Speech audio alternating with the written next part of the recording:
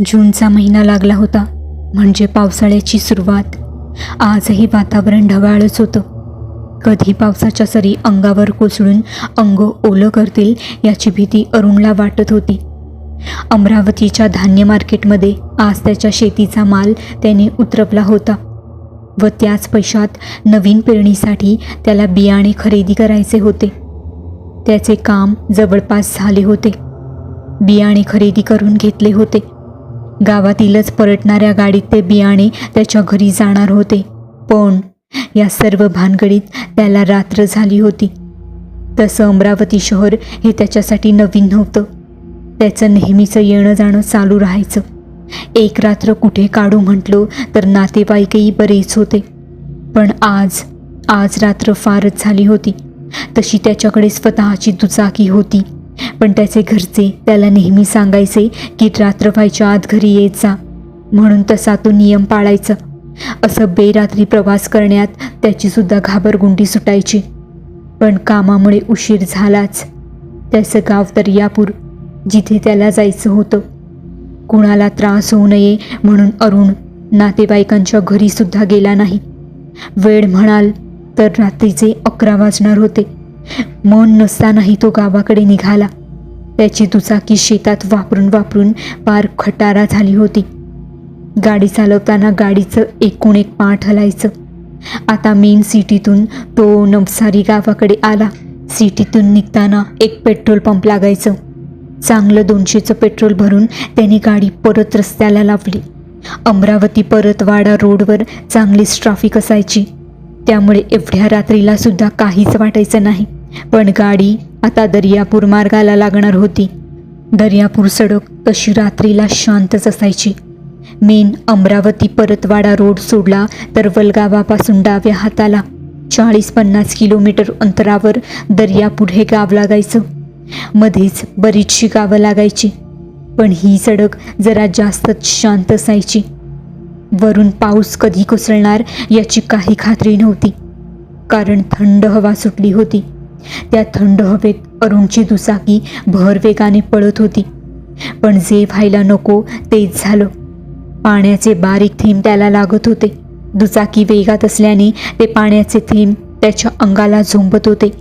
पण त्याचे सुदैव की त्या रोडवर जवळच एक गाव होतं.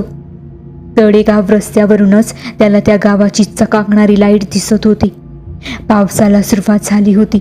त्यातच ढगांचा गडगडाट आणि त्या रात्रीच्या काळोखात ते किरकिर करणारे रातकिडे अरुणच्या अंगावर काटा आणत होते.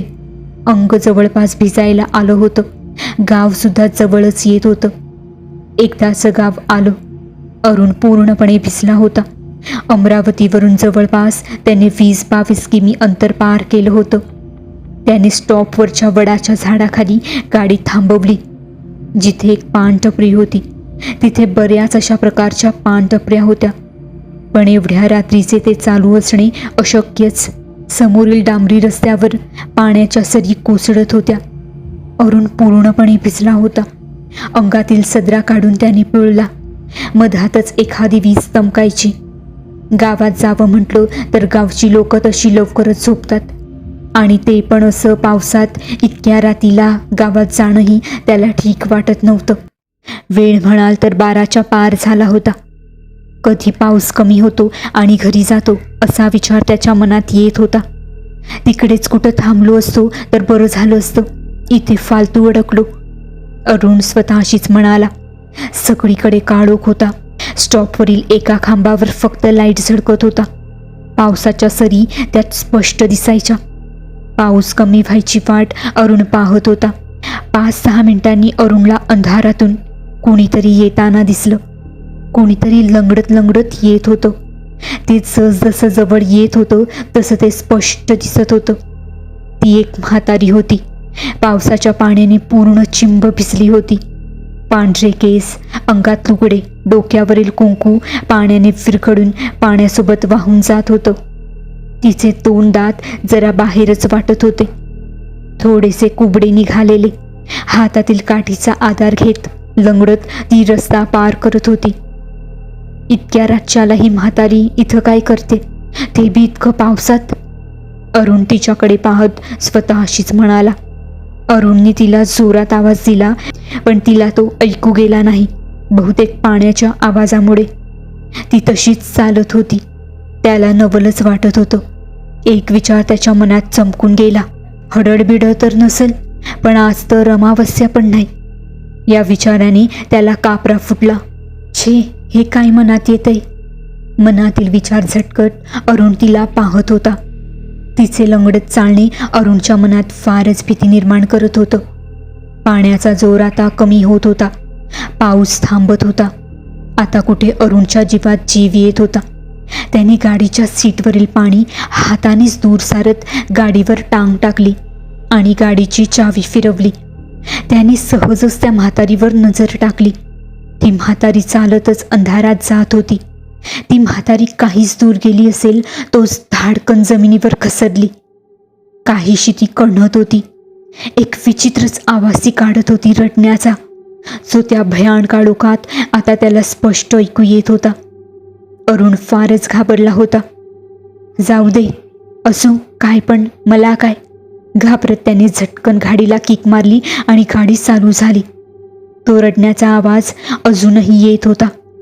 त्याने झटकन गाडी रस्त्याला लावली, पण त्या म्हातारीचे रडणे त्याला अजूनही आठवत होते. गावठी माणसाच्या अंगात माणुसकीही जन्मताच असते. त्यामुळेच काय त्याला त्या म्हातारीचं वाईट वाटत होतं.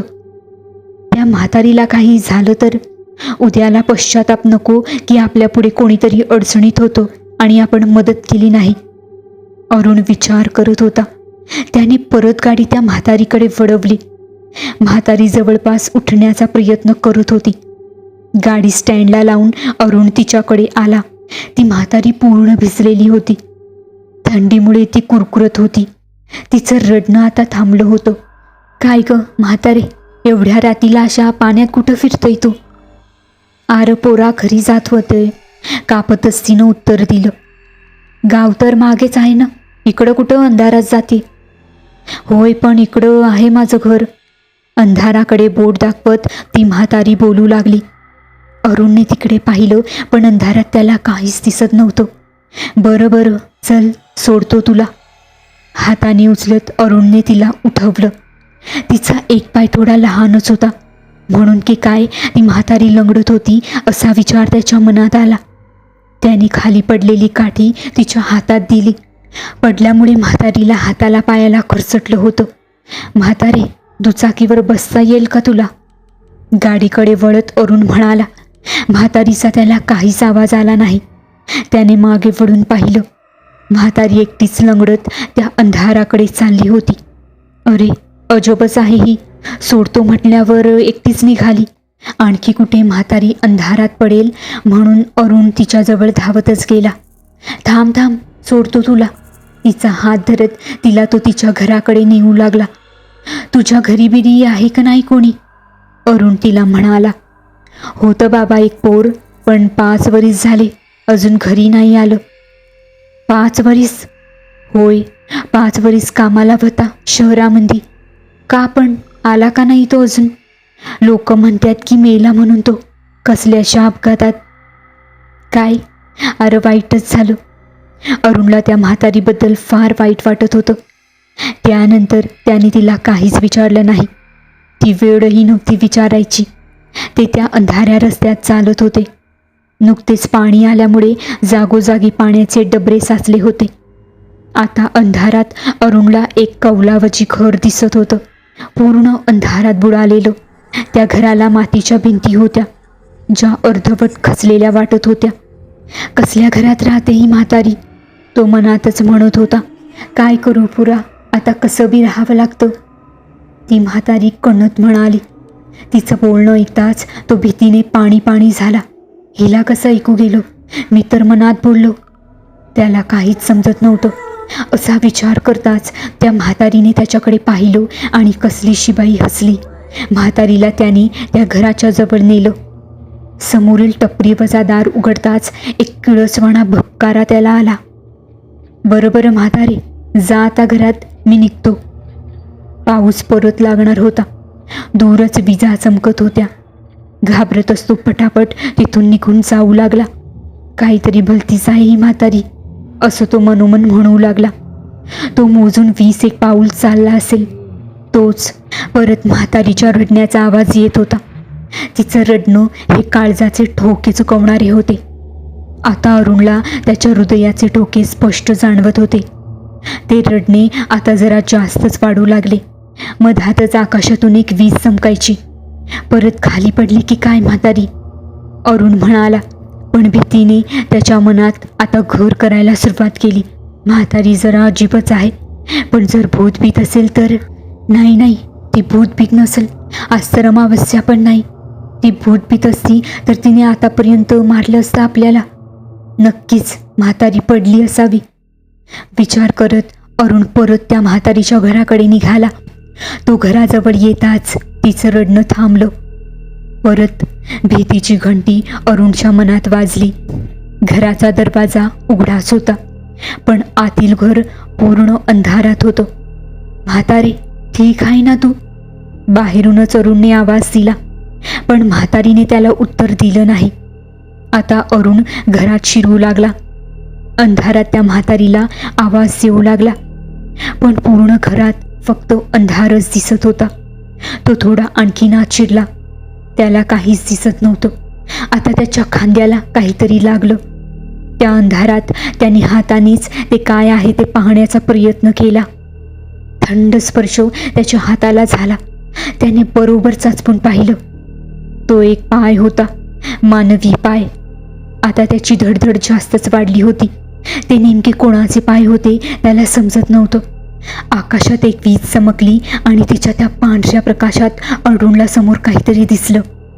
त्याचा चेहरा त्याने वर केला. घरातील त्या लाकडी नाठीला त्या म्हातारीचं शरीर लटकलं होतं. गळ्याला एक दोरखंड होता. तोंडातून जीभ बाहेर आली होती आणि डोळे जणू खोबणीतून बाहेरच पडणार असं वाटत होतं. अरुणचा जीभ घशात आला होता. त्याचं लक्ष त्या देहावरून हटतच नव्हतं. तो नाठीवरील दोरखंड कचकच करत होता आणि एका क्षणात तो दोर तुटला. त्या म्हातारीचं थंड शरीर अरुणच्या अंगावर धापकन पडलं. आता उडला सुडला जीवही अरुणच्या शरीरातून निघून गेला. सकाळी सकाळी काहीतरी बघण्याची घाई काही लोकांना होती. एक व्यक्ती पायातील पॅन्ट ढोंग्यापर्यंत खोसत त्या गर्दीकडे जाऊ लागला. तो व्यक्ती गर्दीतून वाट काढत पुढे गेला. समोर एक मृतदेह पडलेला त्याला दिसला. त्याचं तोंड उघड्या स्थितीत होतं. डोळे पूर्ण निळे पडले होते. त्या डोळ्यात भीती साफ दिसत होती. काय हो, काय झालं? तो व्यक्ती बाकीच्या व्यक्तीला म्हणाला. अहो, आज सकाळी अमरावतीला जात होतो तर रस्त्यामध्ये ही दुचाकी उभी दिसली. म्हटलं बघावं कुणाची आहे. इकडे येतच होतो तर हे पडक्या घराचा दरवाजा उघडा दिसला. तसं इकडं कुणी जात नाही. मला वाटलं गाडीवालाच असेल. फक्त पाहायलाच गेलो तर हे दिसलं. बघा. त्या मृतदेहाकडे पाहत तो दुसरा व्यक्ती घाबरत म्हणाला. अहो पाटील, तुम्हाला माहीत कसं नाही? इथं आधी लंगडी म्हातारी राहत होती. माहीत नव्हतं तुम्हाला? 5 वर्ष झालं तिला मरून. तिचा मुलगा अपघातात मेला आणि एकुलतं एक पोरगं मेलं म्हणून त्याच दिवशी गळफास लावला त्या म्हातारीनं तिच्या या घरात. तेव्हापासून कुणाला ना कुणाला ती म्हातारी दिसते. रातच्याला इथंच. तिचं रडणं कणणं मी सुद्धा ऐकलंय, पण कधी इकडं आलो नाही मी. त्या गर्दीतील एक तिसरा व्यक्ती म्हणाला. आजची दुसरी गोष्ट ही स्मशानातली आहे. 3 मित्र फार्म हाऊसवर गेले होते. तिथून परत येताना त्यांची गाडी एका अनोळखी रस्त्यावर वळली आणि नेमकी स्मशानाच्या इथे येऊन बंद पडली. ते तिघं आता स्मशानात उभे होते आणि महत्त्वाची गोष्ट म्हणजे त्या तिघांनाही हे माहीतच नव्हतं की ते स्मशानात उभे आहेत. तेही रात्रीच्या 3 वाजता. त्यांच्यासोबत पुढे काय घडतं ऐकूयात. सगळेजण रात्री 8:30ला रोहनच्या फार्म हाऊसवरून घरी यायला निघाले. उन्हाळ्याचे दिवस होते, परंतु बाहेर मात्र थंडीचा अनुभव येतच होता. त्यातच बाहेर उभी रोहनची स्कॉर्पिओसुद्धा थंडीने कुडकुडत होती. सगळे गाडीत बसले आणि रोहनने त्याची स्कॉर्पिओ भरधाव वेगाने पळवायला सुरुवात केली. रात्रीच्या त्या भयान काळोखात त्यांची स्कॉर्पिओ एकटीच त्या रस्त्याने जात होती. रस्त्याच्या दोन्ही बाजूला असलेल्या वृक्षांनी भयान रूप धारण केलेलं दिसत होतं. गाडीतलं वातावरण सुद्धा शांत होतं. कसली तरी भीती त्याच्या मनात निर्माण झाली होती. रात्रीचे 9 वाजले होते.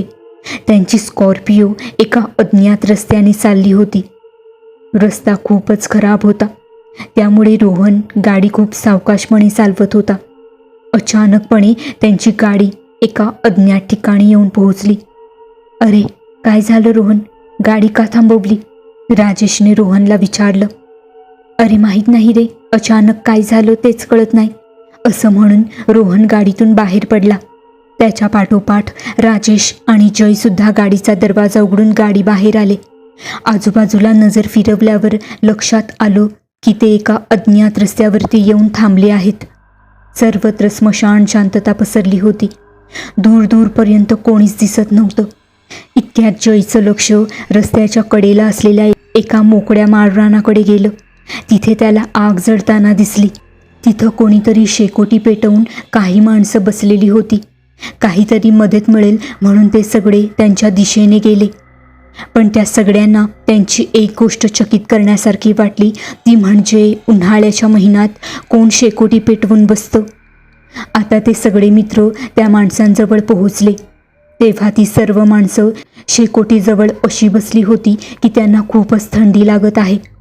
त्यांना पाहून तरी हेच वाटत होतं. राहुल म्हणाला की काका, आमची गाडी बंद पडली आहे, तुम्ही आमची काही मदत करू शकता का? इथे आजूबाजूला राहण्यासाठी हॉटेल वगैरे काही आहे का? त्यांच्याकडे सगळे मित्र उत्तराच्या अपेक्षेने पाहत होते, पण त्यांच्याकडून कोणतंच उत्तर आलं नाही. ओ काका, आजूबाजूला इथे हॉटेल वगैरे आहे का? जयने पुन्हा विचारलं. त्यावरून त्यांचं प्रत्युत्तर आलं. हॉटेल? इथे हॉटेल वगैरे काही नाही. अशा ठिकाणी तुम्हाला हॉटेल कुठून दिसेल? त्यांचं हे बोलणं ऐकून सगळे निराश होऊन त्यांच्यासोबतच त्या शेकोटीजवळ बसले. त्या माणसांनी त्यांना त्यांचं नाव, गाव विचारण्याच्या ऐवजी एक वेगळाच प्रश्न केला. ते म्हणाले, तुम्हाला माहीत आहे का तुम्ही कोणत्या ठिकाणी आलाय ते? रोहन म्हणाला, नाही. आम्ही कुठे आलोय काका, आणि या गावचं नाव काय आहे? जयने विचारलं. यावर ते म्हणाले, हे भूतांचं गाव आहे. इथे फक्त तुम्हाला रात्रीची भूतच फिरताना दिसतील. रात्री अपरात्री कोणी या रस्त्याने जात नाही, काय येत नाही. ते सगळे त्यांचं बोलणं ऐकून खूपच घाबरून गेले. त्यांचा आवाजसुद्धा खूपच भीतीदायक होता. ते काका आणि त्यांच्यासोबतची ती माणसे दिसायला सुद्धा खूपच विचित्र होती. आणि सर्वात विचित्र म्हणजे सगळे जेव्हा गाडीच्या बाहेर उतरले तेव्हा तर हवेत गारवा नव्हता, पण त्यांच्यासोबत शेकोटीजवळ बसल्यावर त्या सगळ्यांना सुद्धा थंडी लागायला लागली होती. आता सगळे त्या एकाच ठिकाणी बसून बसून डुलक्या द्यायला लागले होते. आणि बघता बघता त्या तिघांचाही डोळा लागला. जेव्हा रोहनला जाग आली तेव्हा ते काका आणि त्यांच्यासोबतची ती माणसं सर्व कुठेतरी गायबच झाले होते. अचानक कुणीतरी मागून रोहनच्या खांद्यावर हात ठेवला. रोहनने घाबरून मागे पाहिलं तेव्हा ते काका त्याच्याच मागे होते. त्यांना पाहून रोहन जरा घाबरलाच. ते काका म्हणाले, चल पोरा, मी निघालो, आणि समोरच्या टेकडीच्या दिशेने जाऊ लागले. त्यांच्यासोबत आणखी भरपूर माणसे दिसत होती. ती सर्व माणसे दिसायला खूपच विचित्र होती. रोहनने जय आणि राजेशला जागं केलं आणि ते दृश्य दाखवलं. तिघांनीही विचार केला की कदाचित त्या टेकडीवर त्यांची घरं असावीत, म्हणून त्या तिघांनी सुद्धा त्यांच्या मागून जायचं ठरवलं. खूप वेळानंतर ते तिघं त्यांच्या मागून त्या टेकडीवर येऊन पोहोचले. तिथे त्या तिघांना एक विचित्रच प्रकार घडताना दिसला. ती माणसं एक एक करून त्या उंच टेकडीवरून उडी मारत होते. त्यातलेच काही जण त्या तिघांच्या दिशेने आले आणि जयला पकडून त्या कडाच्या दिशेने घेऊन जाऊ लागले. ते पाहून ते तिघं घाबरले आणि त्याच घाबरलेल्या अवस्थेत कसंबसं जयला त्यांच्या तावडीतून सोडवलं आणि धावत पळत त्यांनी पेटवलेल्या त्या शेकोटीजवळ येऊन पोहोचले. शेकोटी अजूनही जळत होती. रात्रीचे 3 वाजून गेले होते. त्या तिघांना झोप अनावर झाली होती, त्यामुळे ते तिघं तिथेच झोपून गेले. सकाळी सूर्याच्या त्या तेजस्वी किरणांच्या प्रकाशामुळे डोळ्यांवरची सर्व झोप उडून गेली. तेव्हा त्या तिघांच्या समोर काही अपरिचित चेहरे उभे होते. त्यांच्यातल्या एकाने त्या तिघांना विचारलं, अरे पोरांनो, तुम्ही रातच्याला काय एक एक पॅक मारलं होतं की काय? आधी कुठं झोपताय ते तरी बघायचं. ते तिघं आजूबाजूला नजर फिरवून पाहू लागले. तेवढ्यात त्या तिघांच्या समोर असलेला तो माणूस म्हणाला, अरे पोरांनो, तुम्ही स्मशानात आहात. स्मशान म्हटल्यावर ते तिघही गांगरूनच गेले. त्यांच्या आसपासच्या जागेचं निरीक्षण केल्यावर त्यांच्या लक्षात आलं की त्यांच्या बाजूलाच एका जळालेल्या प्रेताचे अवशेष होते. ते तिघं काल रात्री ज्या शेकोटीजवळ बसले होते ती शेकोटी नव्हतीच मुळात, ते जळतं प्रेत होतं. त्यांना फक्त भास झाला होता. थोड्या वेळेच्या शांततेनंतर त्यांनी त्या माणसांना त्यांच्यासोबत घडलेला सर्व प्रकार समजावून सांगितला. तेव्हा ती लोक म्हणाली, अरे पोरांनो, तुम्ही जी माणसं पाहिलीत ती माणसं नव्हती, ती भूत होती, भूत. त्या समोरच्या टेकडीवरून अनेक लोकांनी जीव दिला आहे. काल रात्री तुमच्यासोबत जे होते ते त्यांचे आत्मे होते. तुमचं नशीब चांगलं होतं म्हणून तुम्ही वाचलात त्यांच्या तावडीतून.